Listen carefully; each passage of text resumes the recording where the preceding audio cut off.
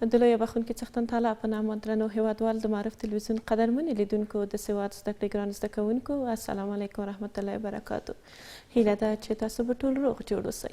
خوشحاله یم چې د لیک لوست زده کړې په خپرونه کې یو ځل بیا ستاسو په درانه چوپړ کې یم. هیله مې له تاسو ټولو څخه دا ده چې ما یوازې په دې خپرونه کې پرېنږدئ د خپرونې تر پای شیبو پورې له ما سره ملتیا وکړئ. ګران زده کوونکو مخکې له دې چې لاړ شو د کتاب څلورم پوسټر یعنې اخرنی پوسټر تاسو ته در وپېژنو نو ښه به دا وي چې د کتاب په دریم پوسټر چې په تېره خپرونه کې پر وغږېږو په هغې پوسټر باندې یوه لنډه کتنه وکړو. لاړ وشو د کتاب دریم پوسټر ته چې د کتاب په دریم پوسټر کې موږ څه لوستي ول چې یو ځل بیا زموږ او ستاسو ذهن ته راشي. لاړ وشو او په هغې پوسټر به یوه لنډه کتنه وکړو. بسم الله الرحمن الرحیم.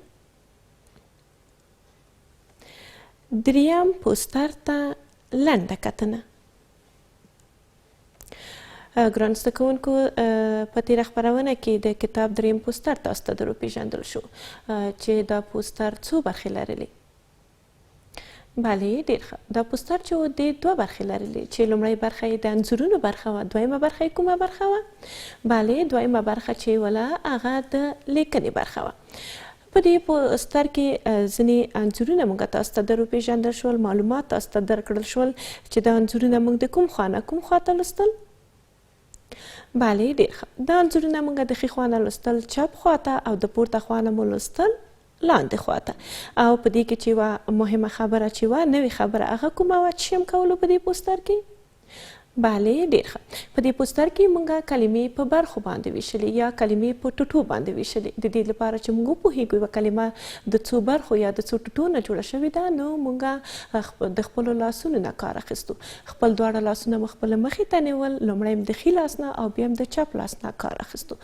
اوس به یو دوه کلمې به زه د تاسو نه وپوښتم، تاسو به دوه کلمې راته په برخو باندې وویشئ چې څه رقم موږ کولی شو چې یوه کلمه په برخو باندې وویشو.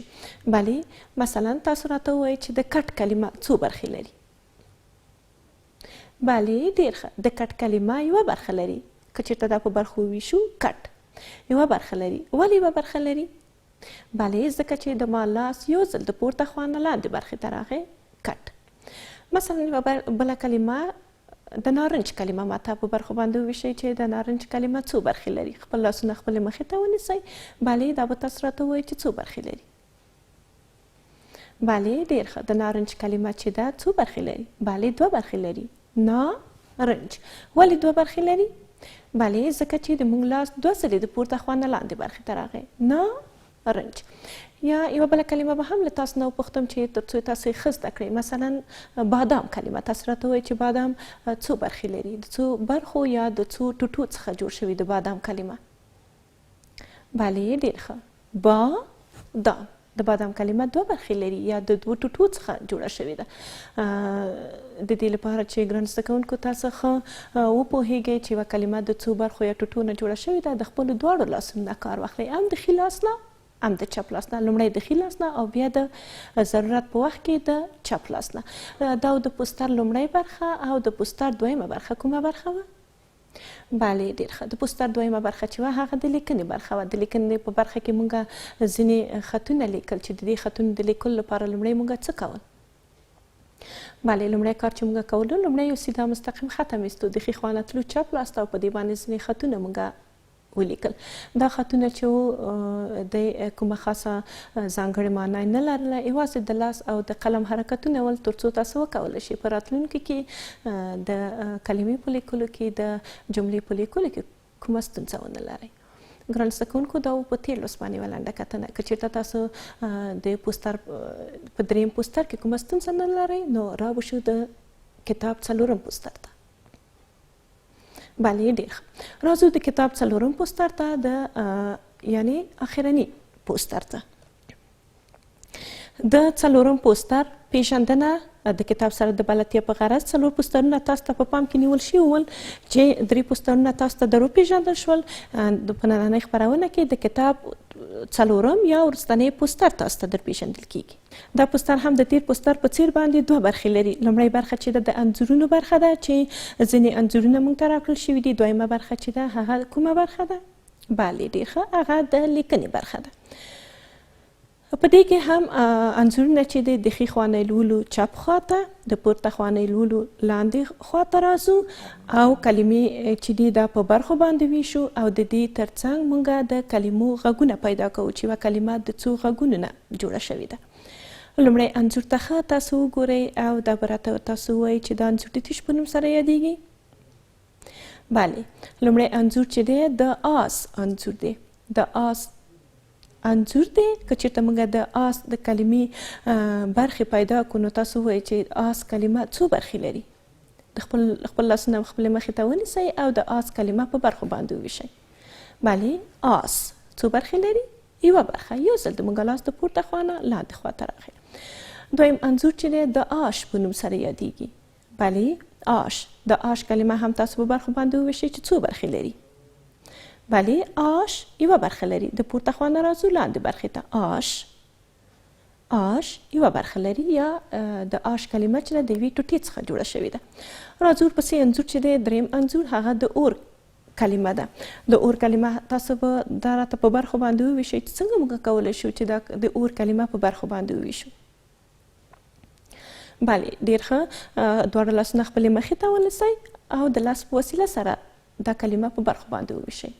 اور څو برخې لري؟ اور، بله، یوه برخه لري. یو ځل د ما لاس د پورته خوا نه لاندې خواته راغی. اور. ورپسې کلمه چې ده د ام کلمه ده. بله، د ام کلمه تاسو په برخو باندې وویشئ چې د ام کلمه څو برخې لري. بله، ډېر ښه. د ام کلمه یوه برخه لري. ام. یو ځل د ما لاس د پورته خوا نه لاندې خواته راځي. ام. ورپسې انځور چې دی د تش په نوم سره یادیږي. بله، د اره په نوم سره یادیږي. د اره کلمه تاسو په برخو باندې وویشئ چې څو برخې لري. بله، ډېر ښه. دوه برخې لري. ره. دوه ځلې د ما لاسونه د پورته خوا نه لاندې خواته راغلل. ره. ورپسې انځور چې دی د تش په نوم سره یادیږي. بله، ډېر ښه. اوتو. اوتو موږ تاسو پیژنو چې اوتو څه شی دی او د اوتو کلمه تاسو راته په برخو باندې وویشئ چې څو برخې لري. بله، ډېر ښه. د اوتو کلمه چې ده دوه برخې لري. تو. دوه ځلې د ما لاس د پورته خوا نه لاندې خواته راغی. تو. راځو ورپسې انځور ته د فیل انځور دی. د فیل کلمه ده. د فیل کلمه تاسو په برخو وویشئ چې څو برخې لري. فیل څو برخې لري؟ بله، یوه برخه لري. ورپسې انځور د تش په نوم سره یادیږي. بله، د توپ په نوم سره یادیږي. د توپ کلمه تاسو په برخو باندې وویشئ چې څه رقم ته کولی شئ چې یوه کلمه په برخو وویشئ. بله، ډېر ښه. توپ څو برخې لري؟ توپ یوه برخه لري. ورپسې انځور چې دی د تش په نوم سره یادیږي. بله، د آلو په نوم سره. آلو کلمه زه تاسو ته په برخو باندې وویشم چې څو برخې لري. آلو څو برخې لري؟ بله، دوه برخې لري ځکه چې دوه ځلې د موږ لاس د پورته خوا نه لاندې خواته راغی.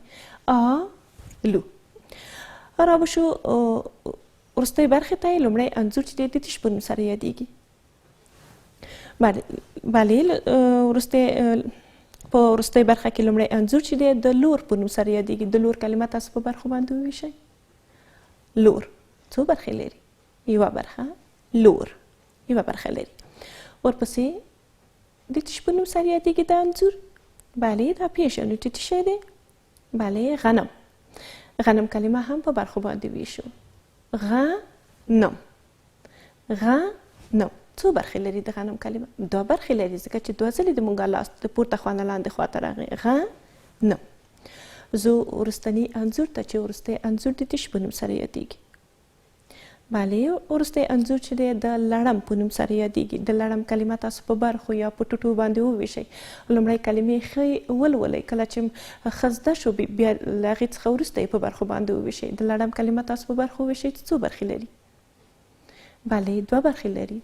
لړم ځکه چې دوه ځلې د موږ لاس د پورته خوا نه ښکته خواته دوه ځلې راغی. لړم. ګران زده کوونکو، دا د پوسټر لومړۍ برخه وه چې ځینې انځورونه پکې ول چې دا انځورونه موږ د ښي خوا نه لوستل چپ خواته، د پورته خوا نه مو لوستل لاندې خواته او کلمې واخیستې په برخو باندې وویشلې.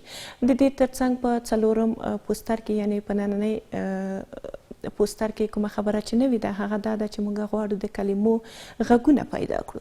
د دې لپاره چې موږ وپوهیږو چې یوه کلمه د څو غږونو نه جوړه شوې ده، نو د دې کار لپاره موږ د خپل د چپ لاس نه لومړی کار اخلو. د چپ لاس د وړې ګوتې نه موږ کار اخلو. په همدې ترتیب سره په هر ځل چې د موږ ګوته پورته کیږي کلمه په هماغو ګوته پورته کیږي کلمه په هماغې غږونو باندې ویشل کیږي. که یو ځل د موږ ګوته پورته شوه کلمه یو غږ لري، که چېرته دوه ځلې د موږ ګوته پورته شوه کلمه دوه غږه لري، که چېرته درې ځلې د موږ ګوتې پورته شوې کلمه درې برخې لري، که چېرته درې ځلې د موږ ګوته پورته شوې کلمه درې غږونه لري. په همدې ډول سره موږ کولی شو چې د یوې کلمې غږونه پیدا کړو. نو راځو انځورونو ته او په انځورونو کې د لومړي انځور نه پیل کوو چې لومړی انځور د تشې انځور دی او د دې غږونه به پیدا کوو. راځو انځور ته. بله، لومړی انځور د تش په نوم سره یادیږي. بله، لومړی انځور چې دی د آس انځور دی. د آس انځور دی، د آس کلمه ده، نو د آس کلمې غږونه موږ پیدا کوو. د دې کار لپاره تاسو هم خپل لاسونه په دې ډول سره ونیسئ. خپل چپ لاس لومړی د وړې ګوتې نه موږ کار اخلو. د ضرورت په وخت کې موږ کولی شو چې د ښي لاس د ګوتو نه هم کار واخلو. د آس کلمه موږ د دې غږونه پیدا کوو. آس څو غږونه لري د آس کلمه؟ بلې، ښه ورته پام وکئ. آس څو غږونه لري؟ بلې، د آس کلمه دوه غږونه لري. ځکه دوه غږونه لري چې د ما څو ګوتې پورته دي؟ دوه ګوتې پورته دي، نو د آس کلمه دوه غږونه لري. ورپسې انځور چې دی هغه د تشې انځور دی. بلې، د آش په نوم سره یادیږي. د آش کلمه غواړو چې د دې غږونه پیدا کړو چې د آش کلمه د څو غږونو نه جوړه شوې ده. بیا هم خپل لاس په دې ډول سره نیسو او د آش د کلمې غږونه پیدا کوو. هر غږ چې وي هغه د همغې غږ سره خپله ګوته پورته کوو. آش. د آش کلمه څو غږونه لري؟ یو ځل بیا تاسو ښه پام وکئ. آش څو غږونه لري؟ بلې، دوه غږونه لري. د آش کلمه دوه غږونه لري ځکه چې دوه ځلې د موږ ګوته پورته شوله. ورپسې انځور چې دی د اور په نوم سره یادیږي. تاسو ښه ورته وګورئ. د څه شي انځور دی؟ بلې، د اور په نوم سره یادیږي. د اور کلمه غواړو چې د دې غږونه پیدا کړو. بیا هم د چپ لاس نه موږ کار اخلو او د وړې ګوتې نه د اور د کلمې غږونه پیدا کوو. د او غږ، او، ر. څو غږونه لري؟ د اور کلمه څو غږونه لري؟ بلې، درې غږونه لري ځکه چې د ما درې ګوتې پورته شوي. په هر ځل چې ګوتې پورته کیږي کلمه په هماغې غږونو باندې ویشل کیږي. راځو ورپسې انځور ته چې د ام انځور دی او د ام کلمه ده. د ام کلمه دا به تاسو راته په غږونو باندې وویشئ چې د ام کلمه څو غږونه لري. بلې، ډېر ښه. خپل لاسونه همداسې په دې ډول سره ونیسئ. د وړې ګوتې نه شروع کړئ. ام. څو غږونه لري د ام کلمه؟ دوه غږونه لري. تاسو ښه پام وکئ. ام. د ام کلمه دوه غږونه لري ځکه چې دوه ځلې د موږ ګوتې پورته شوي.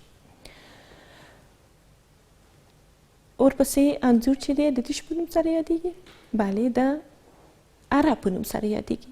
د اره د کلمې غږونه وباسو. بیا هم لاسونه خپل چپ لاس په دې ډول سره نیسو. د اره کلمه په غږونو باندې ویشو. ا، ر، ا. اره کلمه څو غږونه لري؟ درې غږونه لري ځکه چې درې ځلې د ما ګوتې پورته شوي. ا، ر، ا.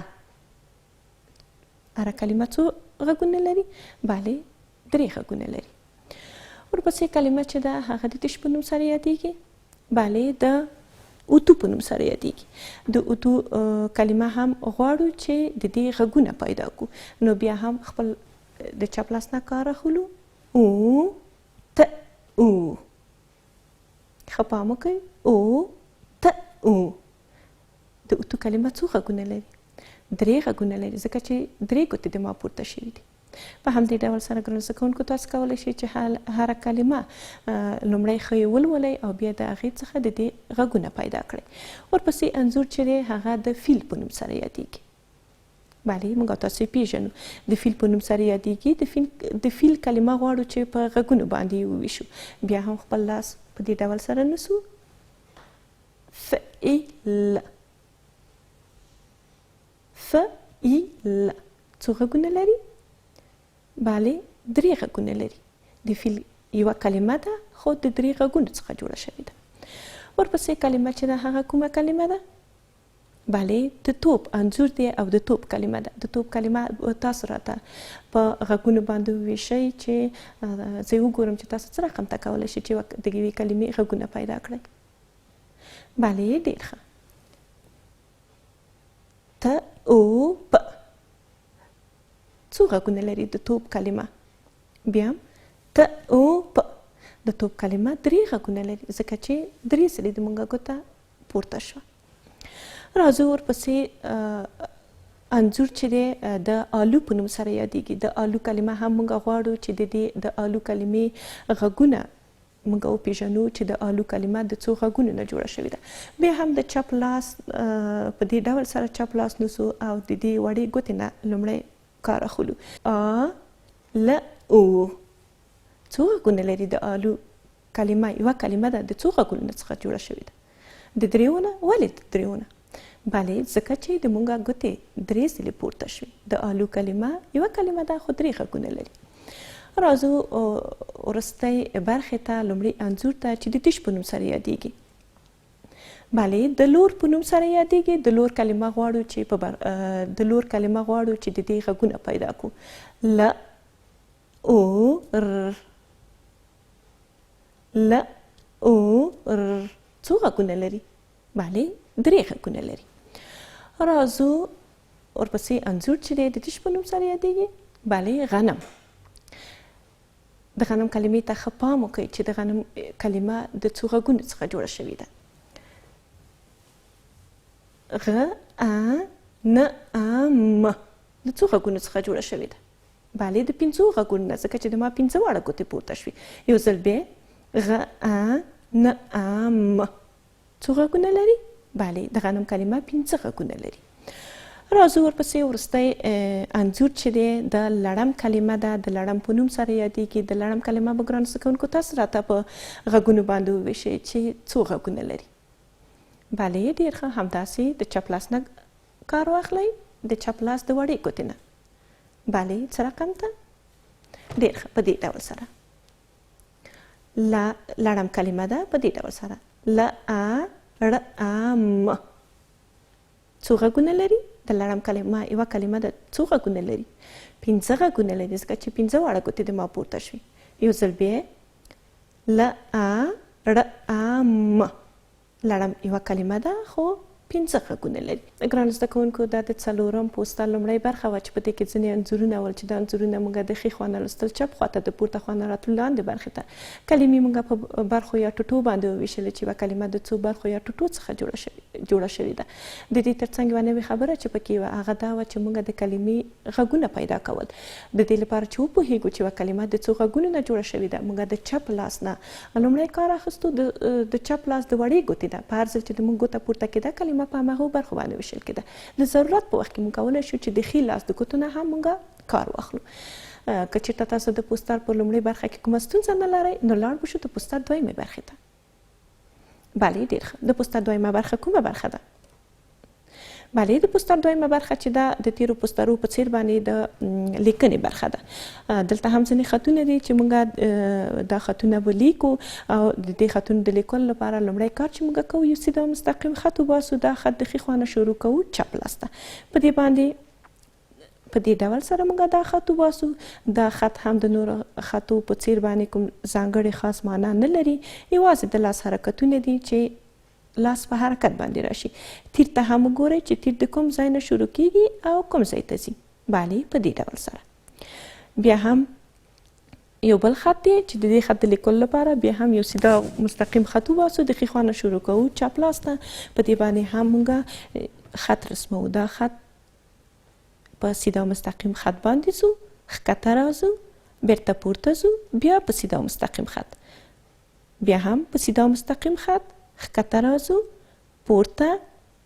په دې ډول سره تاسو هم کولی شئ په خپلو کتابونو کې چې دغه په کمرنګه خط لیکل شوی دی د پنسل په وسیله سره یې په خپلو کتابونو کې روښانه کړئ. تیر ته ښه پام وکړئ چې تیر د کوم خوا نه راځي کومې خوا ته. بلې په سیده مستقیم خط راغی، لاندې، بیرته پورته لاړو او بیا په سیده مستقیم خط باندې. ګرانو زده کوونکو د دې لپاره چې دغه د لیکنې برخه تاسو ته ګټوره تمامه شي زه تختې ته او په تخته باندې لیکو تر څو تاسو یې ښه زده کړئ.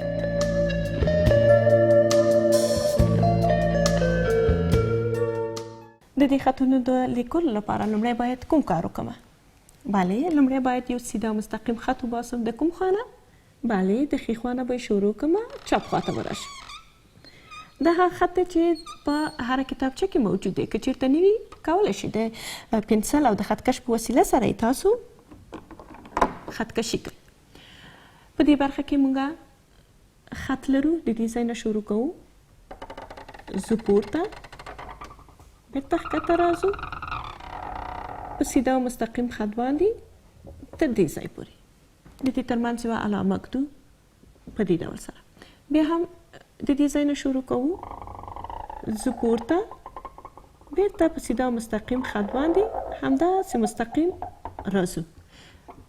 څنګه چې وویل شول دا کومه ځانګړې معنا نه لري، یوازې د لاس حرکتونه دي. کولی شو چې دا موږ تمرین کړو تر څو د کلمو په لیکلو کې کومه ستونزه ونه لرو. د دې ځای نه شروع کوو، زو پورته راځو په سیده او مستقیم خط باندې همداسې مستقیم ځو.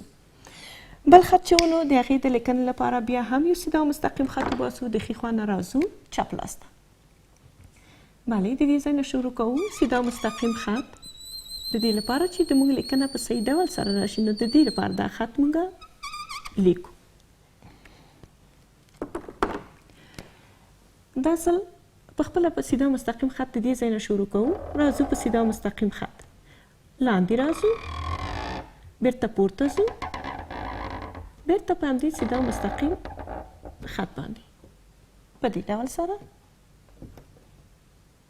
دلته قلم کېږدو، په سیده مستقیم خط باندې ځو، ښکته راځو، بیرته پورته ځو، دلته چې راغلو بیرته په همدې مستقیم خط باندې ځو. تاسو کولی شئ ګرانو زده کوونکو چې په خپلو کتابچو کې دا خطونه څو ځلې کار کړئ تر څو تاسو لاس په حرکت باندې راشي او د خطو او د کلمو په لیکلو کې تاسو کومه ستونزه ونه لرئ. بیا هم په سیده مستقیم خط ځو، ښکته راځو، بیرته پورته ځو او دا د سیده مستقیم خط لږ څه اوږدوو دې خوا او بیرته په همدې سیده مستقیم خط باندې ځو په دې ډول سره. دوه خطونه ول ګران زده کوونکو چې لومړی کار چې موږ کول یو سیده مستقیم خط همېستو د ښي خوا نه راتلو چپ لاس ته او دا خط چې و دا د دې ځای نه شروع کوو پورته تلو خپله په سیده مستقیم خط او دا چې ولو دا په سیده مستقیم خط راتلو ښکته راتلو بیرته پورته تلو بیرته په سیده مستقیم خط باندې. یو بل خط هم پاتې دی چې هغه به هم وګورو چې په څه ډول سره موږ کولی شو چې هغه خط ولیکو.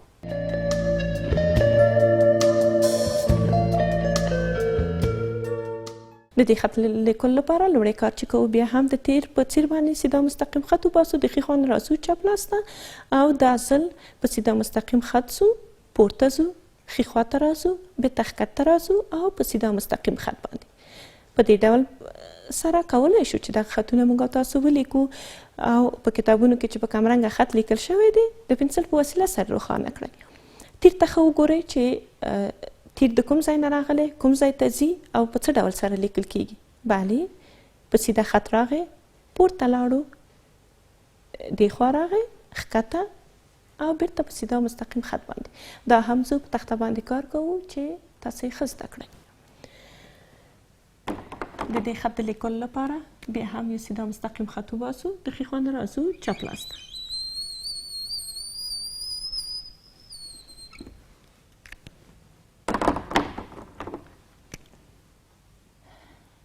د دې خط په څیر باندې په خپله په سیده مستقیم خط باندې راځو، پورته ځو، ښي خوا ځو، بیرته ښکته، بیرته په همدې خط باندې په دې ډول سره. دا هم یو د لاس حرکت دی چې موږ تاسې کولی شو دا حرکتونه ترسره کړو. په سیده خط راځو، پورته ځو، دې خوا راځو، بیرته ښکته ځو او په سیده مستقیم خط باندې. که چېرته د تاسو په کتابونو کې دا په کمرنګه خط باندې لیکل شوي وي کولی شئ چې د پنسل په وسیله سره دا خطونه روښانه کړئ. په سیده خط ځو، پورته ځو، ښي خواته داسې ځو، ښکته راځو، بېرته په همدې سیده او مستقیم خط باندې. ګرانو زده کوونکو دا د پوسټر دویمه برخه چې په دې کې ځینې خطونه ول چې دریم خط چې ولو دا خط چې و د دې خط د لیکلو لپاره موږ بیا هم یو مستقیم خط ویستو، د ښي خوا نه راغلو چپ لاس ته او دا ځل قلم همدلته کېښو، په مستقیم خط راتلو، پورته تلو، دې خوا بېرته ښکته راتلو او په دې ډول سره تاسو هم کولی شئ چې دغه خطونه څو ځلې په خپلو کتابچو کې ولیکئ تر څو د دې په لیکلو کې کومه ستونزه ونه لرئ. ګرانو زده کوونکو دا و زموږ د نن ورځې د خپرونې موضوع چې د کتاب وروستی پوسټر څلورم پوسټر تاسو ته در وپېژندل شو. دا پوسټر موږ د کوم خوا نه کوم خواته لوستو؟ بله دا کوم پوسټر چې و دا هم د ښي خوا نه لوستو، چپ خواته د پورته خوا نه راتلو لاندې برخې ته. د دې تر څنګ موږ کلمې په برخو باندې وویشلې او یوه نوې خبره چې پکې وه هغه کومه وه؟ بله ډېر ښه. یوه بله خبره چې وه هغه دا و چې موږ د کلمو غږونه پیدا کول. د دې لپاره چې وپوهېږو چې یوه کلمه د څو غږونو نه جوړه شوې ده نو موږ د کوم لاس نه کار اخیستو؟ بله ډېر ښه. موږ د چپ لاس نه کار اخیستلو، د چپ لاس د ګوتو نه لومړی د وړې ګوتې نه کار اخیستو او په همدې ترتیب سره په هر ځل چې د موږ ګوتې پورته کېدلې کلمې په هماغو برخو باندې ویشل کېدې. که چېرته یو ځل د موږ ګوته پورته شوه کلمې یوه برخه لرله، که دوه ځلې کلمې دوه برخې په همدې ترتیب سره چې هر ځل د موږ ګوته پورته کېږي کلمه په هماغو برخو باندې ویشل کېږي. ګرانو زده کوونکو دا د پوسټر لومړۍ برخه وه. د پوسټر په دویمه برخه کې موږ څه ولوستل؟ بله ډېر ښه. د پوسټر دویمه برخه چې وه د لیکنې برخه وله چې ځینې خطونه موږ تاسو پکې ولیکل. د خطونو د لیکلو لپاره لومړی موږ څه شی کوو؟ بله یو خط هم لیکلو چې د ښي خوا نه راتلو چپ خواته. دغه خطونه چې ول دې په ځانګړي ډول کومه معنا نه لرله، یوازې د لاس حرکتونه ول چې ستاسو لاس په حرکت باندې راشي. ګرانو زده کوونکو که تاسو د خپرونې په هکله باندې نظریات لرئ، کومه شمېره چې ستاسو د تلویزیونونو په سکرین راځي له موږ سره خپل نظریات شریک کړئ تر څو ستاسو نظریات په پام کې ونیسو، ستاسو په خوښه خپرونه وړاندې کړو. دا وه زموږ د نن ورځې خپرونه. تر بلې خپرونې تاسو ټول په لوی او بخښونکي څښتن ته الله سپارم. ښه ورځ ولرئ.